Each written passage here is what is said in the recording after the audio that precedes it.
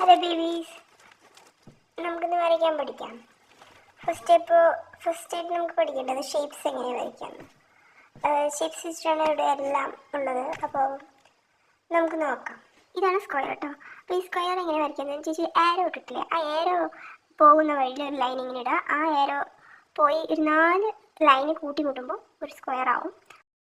ഈ മല കാണുന്നുണ്ട്, ഈ മലയാണ് നമ്മൾ മല വെച്ചിട്ടാണ് ഇനി നമ്മൾ ട്രയാങ്കിൾ വരയ്ക്കുക. ഒരു മല പോലെ തന്നെയാണ് ട്രയാങ്കിൾ.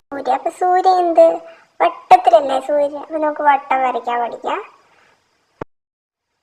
വട്ടം എങ്ങനെ വരയ്ക്കുക, ഞാനിട്ട് ആരോ കണ്ടില്ല, ആ ആരോ ഫോളോ ചെയ്ത് നമുക്കിങ്ങനെ റെക്റ്റാങ്കിൾ വരയ്ക്കാം. റെക്റ്റാങ്കിൾ എങ്ങനെ ഉണ്ടാവുക, ബുക്കിൻ്റെ പോലെ. ബുക്ക് എങ്ങനെ ഉണ്ടാവുക, കുറച്ച് വലുതല്ലേ.